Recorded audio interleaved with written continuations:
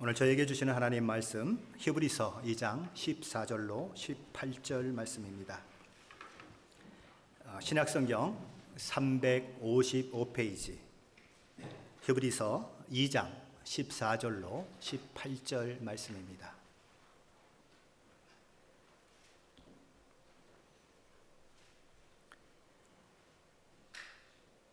히브리서 2장 14절로 18절 말씀 같이 한 목소리로 봉독하겠습니다.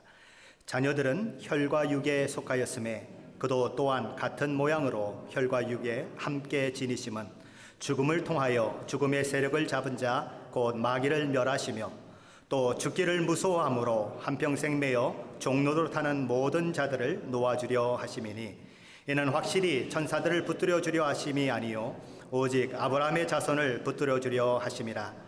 그러므로 그가 범사에 형제들과 같이 되심이 마땅하도다. 이는 하나님의 일에 자비하고 신실한 대제사장이 되어 백성의 죄를 속량하려 하심이라. 그가 시험을 받아 고난을 당하셨은즉 시험 받는 자들을 능히 도우실 수 있느니라. 아멘. 다윗의 아들로서 이스라엘의 모든 왕 중에 가장 평화로운 그런 시기를 보낼 뿐만 아니라 가장 부유한 나라를 이끌었던 솔로몬. 그는 정말 누리고 싶고 해보고 싶은 모든 것을 다 경험한 사람입니다. 우리가 보기엔 그는 아무것도 부러운 것이 없는 그런 삶을 산 사람처럼 보입니다. 그런데 그런 그가 전도서 3장 19절에서 이런 고백을 하고 있습니다.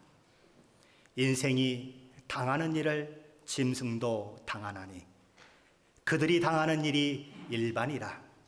다 동일한 호흡이 있어서 짐승이 죽음같이 사람도 죽으니 사람이 짐승보다 뛰어남이 없음은 모든 것이 헛됨이로다. 한마디로 요약하면 이 땅에서 아무리 누리고 아무리 떵떵거리며 살아도 헛되다 그것입니다. 왜 그렇습니까? 죽으면 끝이다. 돈이 많아도 건강해도 권세가 하늘을 찌를 듯해도 죽으면 끝이다. 그러니 헛되다는 것입니다. 인생에 쌓아놓은 모든 것들이 죽음 앞에 다 무너져 내리는 것을 보며 그는 고백하는 것입니다. 인생은 헛된 것이다. 죽음은 정말 정복할 수만 있다면 정복하고 싶은 것입니다. 그러나 영혼이 정복되지 않은 채 남아있는 것입니다. 그렇다고 죽음을 피할 수도 없습니다.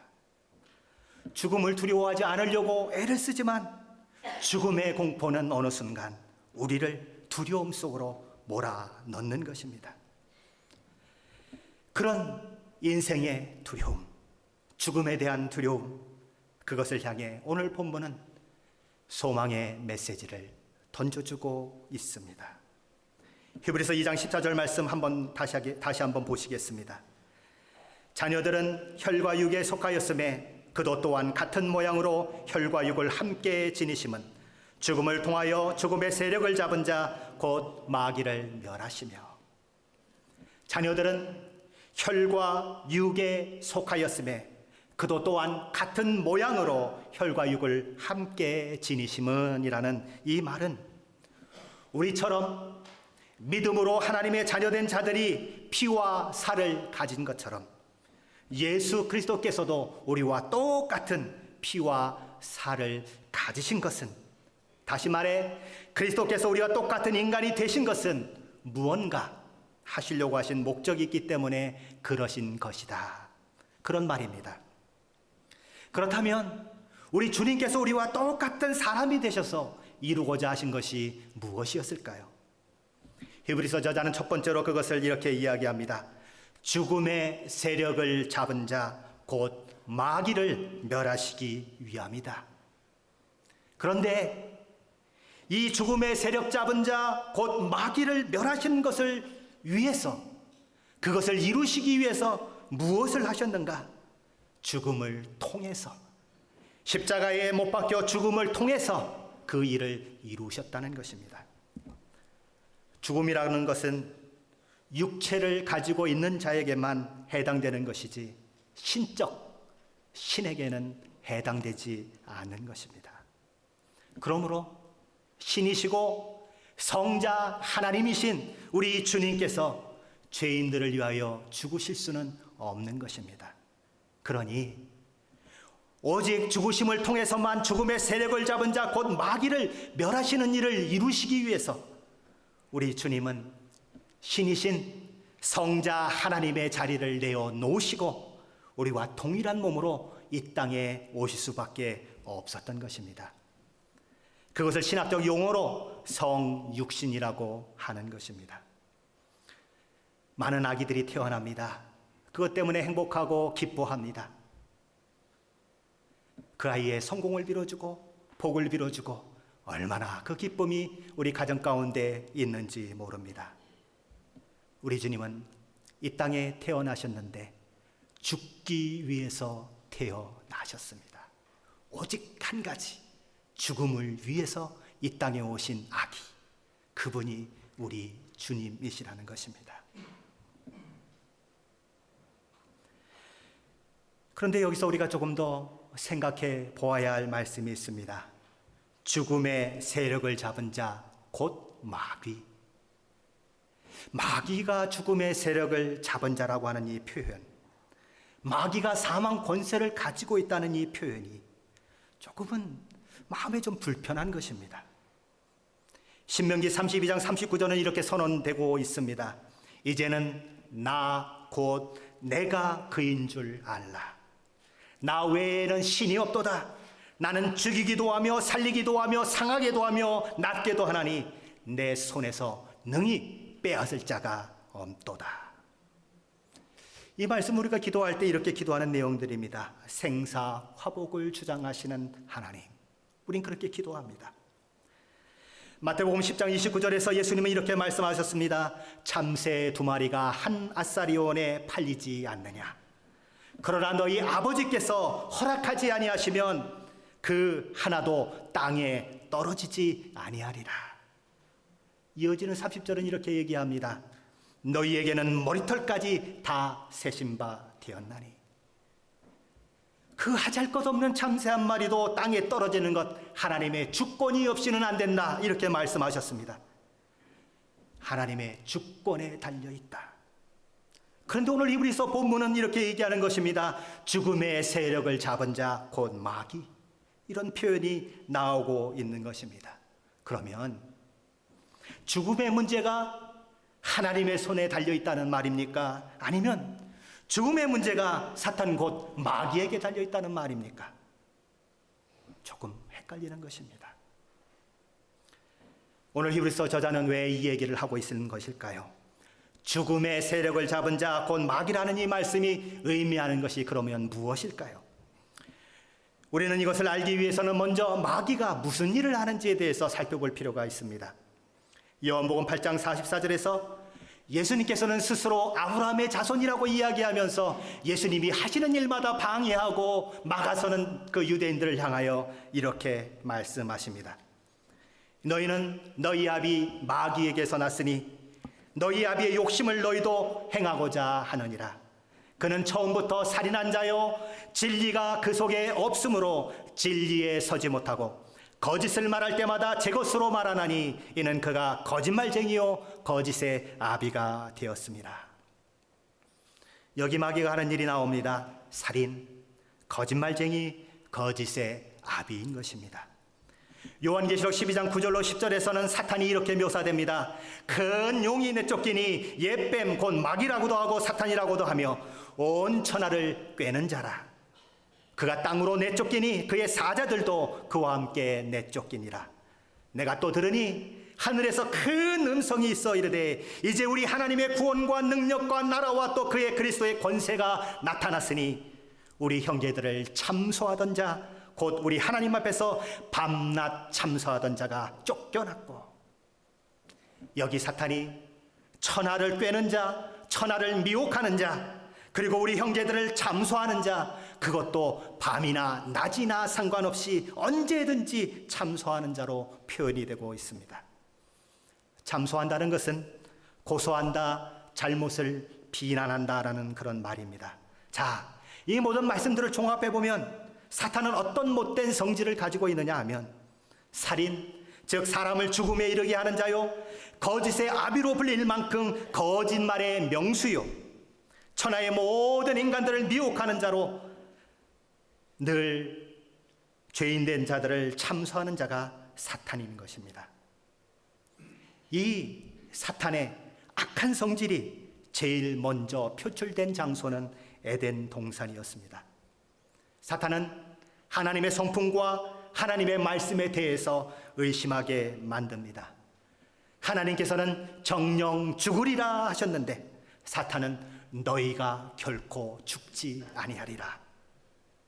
하나님께서는 먹지 말라고 하셨는데 하나님께서 왜 너희에게 먹지 말라고 그런지를 아니? 너희가 그것을 먹는 날에는 하나님처럼 눈이 밝아져서 선악을 알게 될까 봐 그것이 무서워서 하나님께서는 먹지 못하게 한 거야. 그러는 것입니다. 거짓말을 하는 것입니다. 미혹하는 것입니다. 그래서 최초의 아담과 하와는 사망에 이르게 되었고 그의 자손 대대로 그의 자손된 자들 가운데 사망이 들어오게 되는 것입니다. 로마서 5장 12절은 그것을 이렇게 이야기합니다. 그러므로 한 사람으로 말미암아 죄가 세상에 들어오고 죄로 말미암아 사망이 들어왔나니 이와 같이 모든 사람이 죄를 지었으므로 사망이 모든 사람에게 이르렀느니라. 우리가 너무나 잘 알고 있는 다윗, 하나님께서 친히 내 마음에 합한 사람이라고 인정하신 인물입니다. 그는 왕이 되기 전에도 또 왕이 된 후에도 언제나 하나님을 의지하고 섬겼던 인물입니다. 전쟁에 나아갈 때마다 그는 하나님의 인도하심을 위해 기도했고 하나님께서는 그런 다윗으로 하여금 전쟁에 나갈 때마다 승리를 이루게 해 주셨습니다. 그런데 이런 다윗마저도 사탄에 의해 노란하는 일이 발생을 합니다. 역대상 21장 1절 말씀입니다. 사탄이 일어나 이스라엘을 대적하고 다윗을 충동하여 이스라엘을 계수하게 하니라.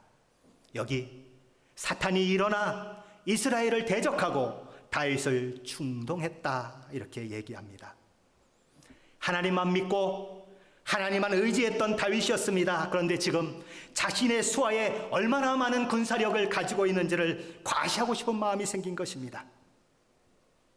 그래서 지금까지는 하나님 한 분만 의지하고 그분만을 섬기며 살아왔는데 이제는 내가 얼마나 능력이 있는지, 내가 얼마나 힘이 있는지, 우리나라가 얼마나 부강했는지 그것을 드러내고 싶은 것입니다. 하나님을 의지하지 않고 자신의 힘을 의지하는 사람이 되어버리는 것입니다. 우리는 그것을 향하여 불신앙이라고 합니다. 하나님을 의지하지 아니하고 자기 힘을 의지하는 것, 그 모든 것은 다 불신앙인 것입니다. 하나님께서는 이 다윗의 불신앙을 그냥 내버려 두지 않으십니다. 이스라엘 백성들 가운데 전염병이 돌게 됩니다. 얼마나 많은 사람들이 죽었을까요? 무려 7만 명이 죽었습니다. 사탄이 무엇을 통해 그렇게 했을까요? 거짓과 미혹을 통해서 그렇게 했습니다. 그러므로 오늘 본문 히브리서 2장 14절에 죽음의 세력을 잡은 자 마귀라고 하는 말은 사탄이 사람들로 하여금 범죄하도록 거짓으로 유혹하여 죄의 형벌인 죽음에 이르게 하도록 죽음의 권세를 행사하는 그런 자라는 말입니다. 로마서 6장 23절의 말씀처럼 죄의 삭은 사망입니다. 그러므로 사탄은 인간으로 하여금 어떻게 하든지 죄를 범하도록 유혹하는 것입니다. 속이는 것입니다. 인간이 죄를 지으면 그 결과로 인간은 사망에 이르게 되는 것입니다. 사탄은 그렇게 아담과 하와를 유혹해서 하나님 앞에 죄를 짓게 꾀었습니다. 이로 인해 죽음이 이 땅 가운데 들어오게 했습니다. 사탄은 또 다윗에게도 똑같은 일을 행했습니다. 그래서 7만 명이나 되는 이스라엘 백성을 죽게 했습니다. 디모데전서 4장 1절은 이렇게 경고합니다. 그러나 성령이 밝히 말씀하시기를 후일에 어떤 사람들이 믿음에서 떠나 미혹하는 영과 귀신의 가르침을 따르리라. 사탄이 하는 일은 인간을 유혹함으로 죄를 짓고 믿음에서 떠나게 함으로써 사망에 이르게 하는 것입니다. 죽이고 멸망시키는 것, 그것이 사탄의 최고의 사명이며 일입니다. 그런 의미에서 사탄은 죽음의 권세를 가진 자인 것입니다. 그런데 우리 주님께서 성육신하시고 십자가의 죽으심으로 그 죽으심을 통하여 마귀의 이런 일들을 멸하셨다고 선언하는 것이 오늘 본문인 것입니다. 우리 주님께서는 십자가에서 죽으심으로 마귀를 멸하셨습니다. 어떻게 멸하셨을까요?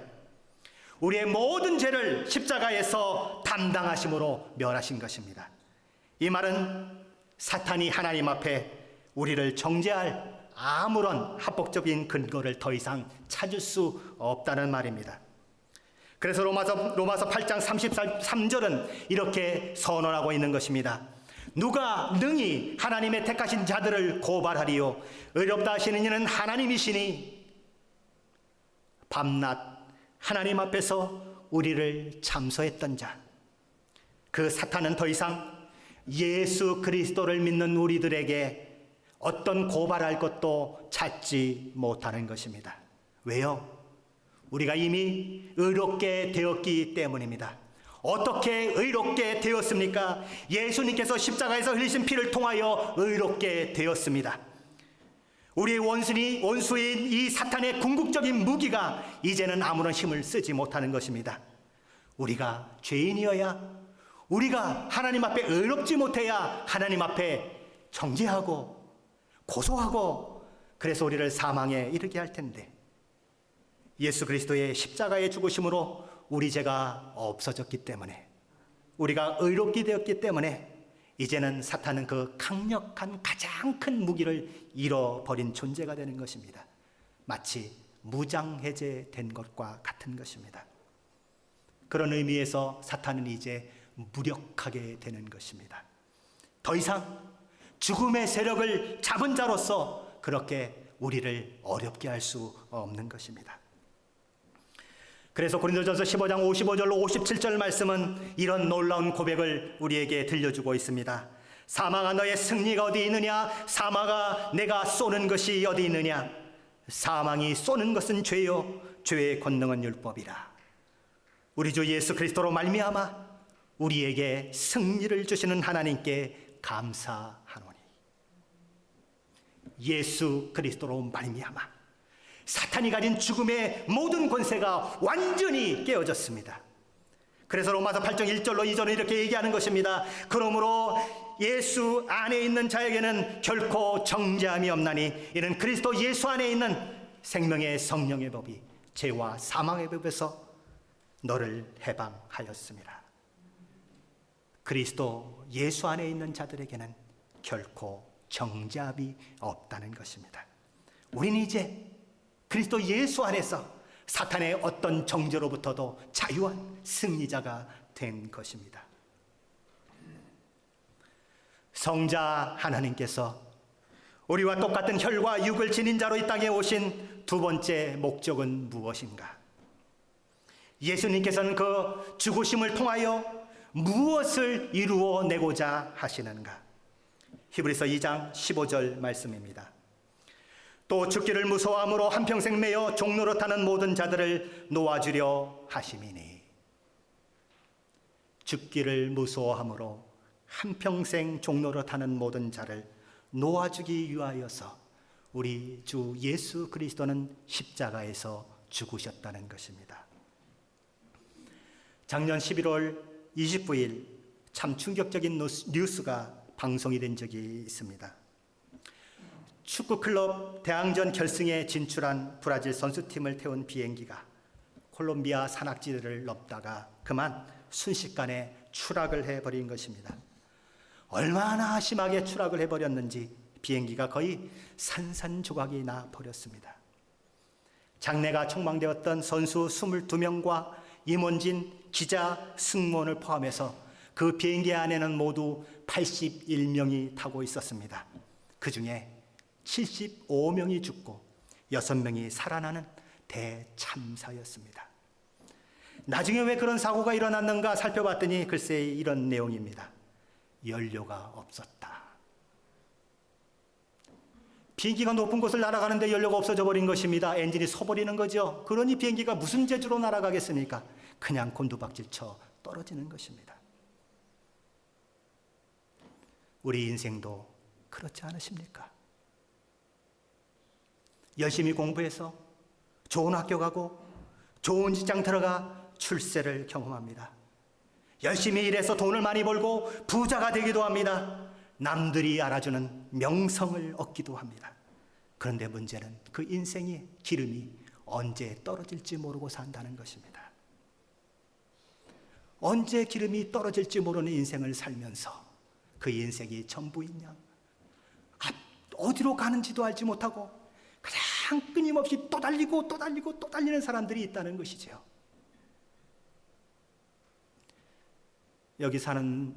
여기 앉아 계신 여러분들 중에 혹시 나는 100세까지 목숨이 보장되어 있다고 얘기할 수 있는 분들 있으십니까?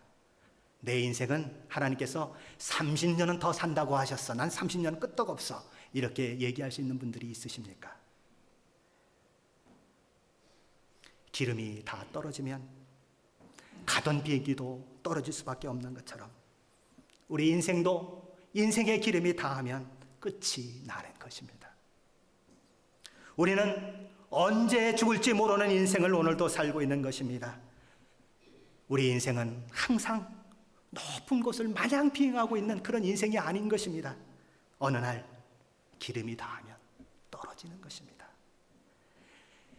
내 인생의 전부인 줄 알고 살아왔던 모든 것들, 이것 없으면 죽을 것 같아서 붙들고 있었던 모든 것들, 그래서 싸움도 하고 그래서 멱살도 잡고 그랬던 모든 것들이 죽으면 아무 소용이 없는 것입니다. 그래서 우리는 착각하면 안 되는 것입니다. 영원히 살 것처럼 생각해서는 안 되는 것입니다. 우리 인생은 어느 날 갑자기 죽음을 맞이할 것입니다. 그래서 이 죽음은 언제 올지 모르기 때문에 늘 두려움으로 우리 가운데 다가오는 것입니다. 그 두려움이 우리 인간의 삶을 속박해 버립니다. 삶의 마지막 순간에도 그 죽음의 경험을 통해서 우리는 고통을 겪습니다. 도대체 죽음 뒤에 무엇이 있는 것일까? 그것을 알지 못하는 두려움이 우리 인생 가운데 있는 것입니다.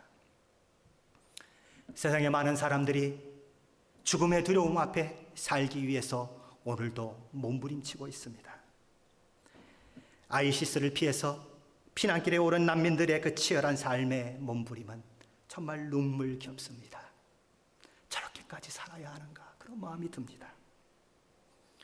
아직도 지구상에는 굶주림으로 인해서 죽음의 그림자를 들이오는 수많은 사람들이 그 배고픔과 싸우고 있습니다. 병으로 인해 그동안 나하고는 너무 멀리 떨어져 있다고 생각했던 그 죽음이 내 문 앞에 있는 것을 발견하면서 그 죽음을 맞닥뜨리는 고통을 겪으면서 그 죽음의 병과 싸우느라 본인뿐만 아니라 가족 모두가 힘들고 어려운 나날을 보내는 사람들이 있습니다. 이렇게 죽음은 우리 가까이에 있고 이 죽음의 두려움은 늘 우리를 뒤쫓고 있습니다. 그래서 그 죽음의 두려움 때문에 우리는 그 죽음의 메인 종이 되어 그렇게 살아가는 모습을 보일 때가 있다고 오늘 성경은 증언하는 것입니다. 죽음이 두려워 그 죽음의 권세 잡은 자 사탄의 종이 되어 살아가는 사람들이 너무나 많다는 것입니다. 여러분 한번 생각해 보십시오. 정말 그렇게까지 죽기까지 벌어야 하는 겁니까? 근데 사람들은 정말 죽기까지 벌어요.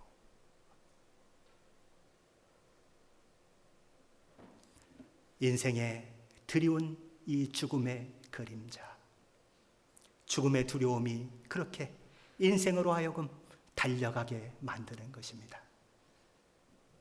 그런데 오늘 성경은 우리 주 예수 그리스도의 그 십자가의 죽으심을 통해서 죽음의 세력을 잡은 자 사탄이 멸해졌을 뿐만 아니라 죽음의 두려움 가운데 살던 우리가 그 죽음의 두려움으로부터 자유롭게 되었다고 선언하는 것입니다. 요한복음 11장 25절 26절 말씀입니다. 예수께서 이르시되 나는 부활이요 생명이니 나를 믿는 자는 죽어도 살겠고 무릇 살아서 나를 믿는 자는 영원히 죽지 아니하리니 이것을 내가 믿느냐. 어떻게 이것이 가능합니까? 그리스도께서 죽음을 이기시고 다시 살아나신 것처럼 우리 또한 그리스도 안에서 죽음을 이기고 다시 살아날 것이기 때문에 이것이 가능한 것입니다. 고린도전서 15장 51절로 54절입니다. 보라, 내가 너희에게 비밀을 말하노니 우리가 다 잠잘 것이 아니요 마지막 나팔에 순식간에 다 변화되리니 나팔 소리가 나매 죽은 자들이 썩지 아니할 것으로 다시 살아나고 우리도 변화되리라. 이 썩을 것이 반드시 썩지 아니할 것을 입겠고 이 죽을 것이 죽지 아니함을 입으리로다. 이 썩을 것이 썩지 아니함을 입고 이 죽을 것이 죽지 아니함을 입을 때에는 사망을 삼키고 이기리라고 기록된 말씀이 응하리라. 죽은 자를 향해 우리는 죽었다고 이야기합니다. 그런데 우리 주님은 잔다 그러십니다. 왜요? 왜 죽은 자를 향하여 우리 주님은 잔다고 표현하십니까? 다시 살아서 영원히 죽지 않는 그 영광된 부활의 몸이 우리 가운데 허락되었기 때문에 그런 것입니다. 그러니 부활의 신앙을 가진 자들은 죽음 앞에서도 담담할 수 있는 것입니다. 당당할 수 있는 것입니다. 야곱이 베델에서 환상을 봅니다. 사다리가 땅과 하늘을 연결하는 것을 보게 됩니다. 우리의 죽음은 다만 이 땅에서 삶을 마감하고 그 사다리를 통해 하늘에 오르는 통로인 것입니다.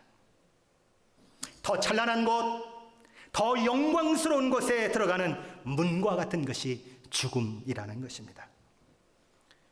요한계시록 21장 3절로 4절입니다.